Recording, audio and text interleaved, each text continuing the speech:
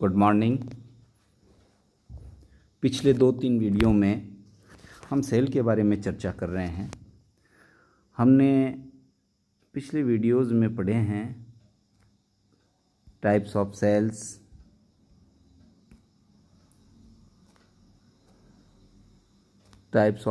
पढ़ी है। और ये जो टाइप्स ऑफ सेल्स है इसमें आपने 2 के बारे में डिटेल में पढ़ लिया। पहली आपने पढ़ी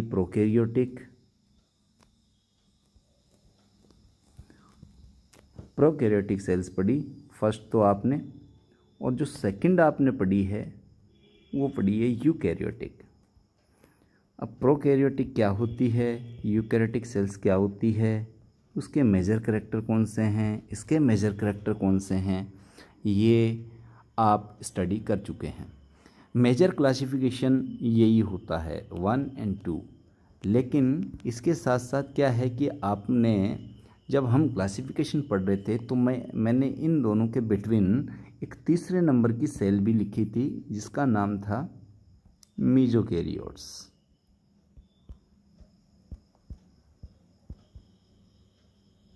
क्या लिखा था मैंने, मीजोकैरियोट्स में मिलने वाली जो मीजोकैरियोटिक सेल्स हैं,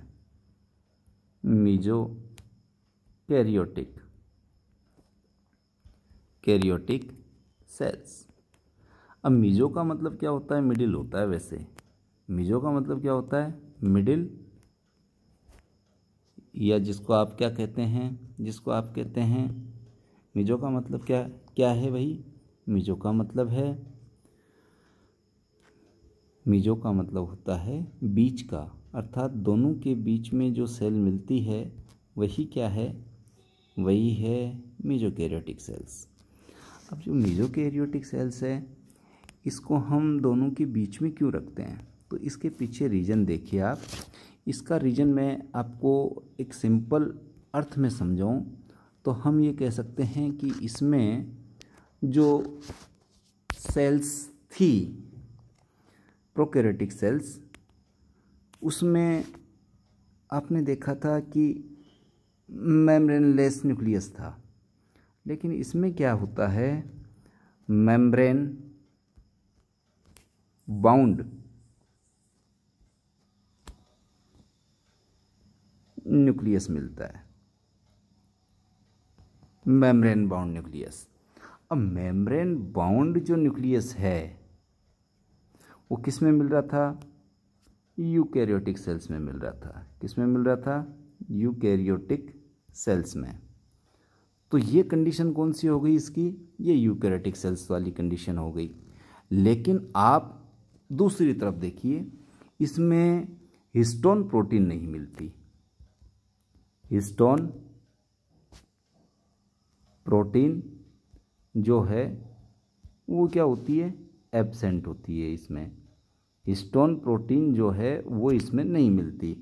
तो हिस्टोन प्रोटीन आप देख रहे हैं कि जब नहीं है तो ये करैक्टर किसका है, ये है प्रोकैरियोटिक का।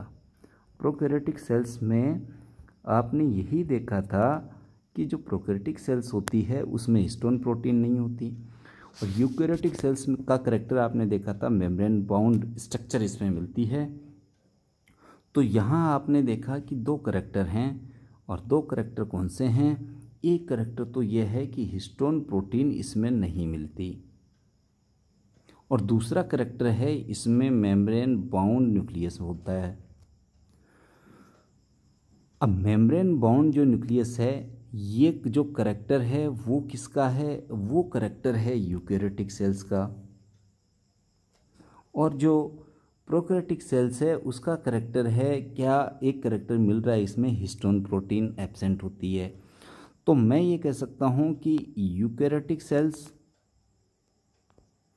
और प्रोकैरियोटिक सेल्स दोनों के बिटवीन एक सेल हो गई, अर्थात जिसमें प्रोकैरियोटिक सेल जैसा करैक्टर भी मिल रहा है ये वाला, और यूकैरियोटिक सेल्स वाला तो मिल ही गया, और प्रोकैरियोटिक सेल्स वाला भी ये वाला करैक्टर। तो दोनों करैक्टर मिल रहे हैं, तो ये दोनों के बीच में है, तो इसको मैंने कह दिया मीजो। दोनों के बीच में मीजो, और चूंकि ये न्यूक्लियस से रिलेटेड है, क्योंकि इसमें मेम्ब्रेन बाउंड न्यूक्लियस यानी न्यूक्लियस का करेक्टर हो गया। और इधर देखिए हिस्टोन प्रोटीन, ये भी क्या है कि डीएनए में मिलती है, डीएनए न्यूक्लियस में मिलता है, तो ये भी न्यूक्लियस का करेक्टर हो गया। तो मैं न्यूक्लियस के बारे में लिखूंगा, दोनों के बिटवीन है तो मीजो लिख दिया मैंने, और न्यूक्लियस है तो न्यूक्लियस को आपने कहा है कैरियन, और कैरियन से बना है कैरियोटिक, तो मीजोकैरियोटिक सेल्स। तो ये ऐसी कोशिका हो गई जिसमें दोनों के करैक्टर हो गए, यूकैरियोटिक सेल्स के भी और प्रोकैरियोटिक सेल्स के भी, और दोनों के करैक्टर होने की वजह से हमने इसको क्या कह दिया, हमने इसको कह दिया भाई, इसको कह दिया हमने मीजोकैरियोटिक सेल्स। और जिन एनिमल्स में, जिन प्लांट्स में, या मैं कहूँ ऐसे ऑर्गेनिज्म जिनमें ये दोनों करैक्टर मिलते हैं, उनको हम मीजोकैरियोट्स कहते हैं। तो हम इसे ऑर्गेनाइज्ड न्यूक्लियस कहें या फिर अनऑर्गेनाइज्ड न्यूक्लियस कहें, तो कहेंगे तो हम इसको ऑर्गेनाइज्ड न्यूक्लियस, क्या कहेंगे भाई, ऑर्गेनाइज्ड न्यूक्लियस ही कहेंगे, ऑर्गेनाइज्ड न्यूक्लियस ही कहेंगे।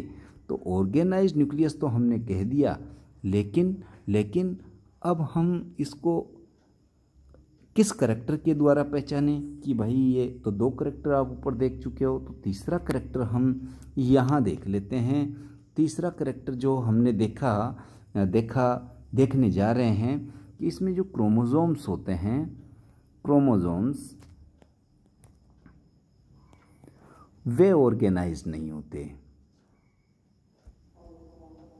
ऑर्गेनाइज्ड नहीं होते।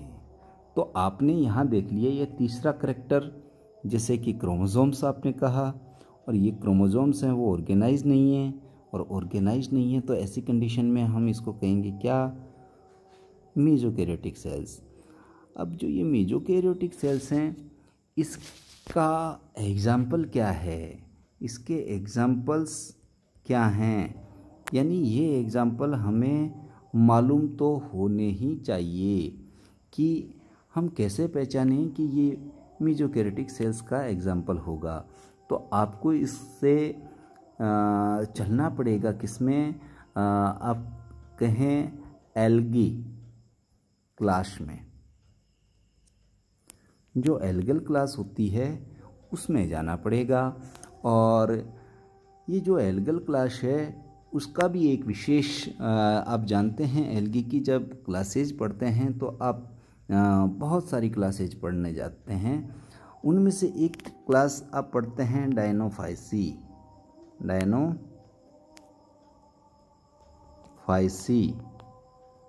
ये क्लास आपने पढ़ी होगी।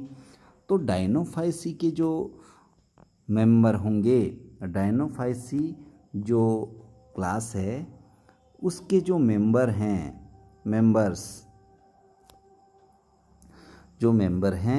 ये मेंबर्स जो हैं वो होंगे कैसे, मीजोकैरियोटिक इन नेचर होंगे, मीजोकैरियोटिक सेल से मेडअप होंगे। तो हम ये कह सकते हैं कि आज की इस वीडियो को देखते हुए कि आपने पूर्व में पढ़े थे क्या, types of cells, prokaryotic, eukaryotic, but today we discuss about mesokaryotic cells. Mesokaryotic cells which animals या which organisms are seen known as also mesokaryotes, and the typical character of mesokaryotic cells between link prokaryotic and eukaryotic cells. The prokaryotic cells characters are seen in their histone protein less, and eukaryotic characters are found in mesokaryotic cells, which is membrane bound nucleus.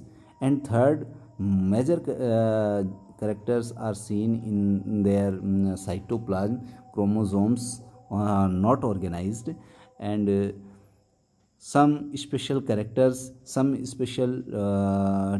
characters are seen above 1, 2, 3, and nucleus in condition because membrane bound, so we can say organized nucleus. And the example of a mesokaryotic cells is algal class, Dinophysi, and Dinophysis members are shown mesokaryotic conditions in their cell.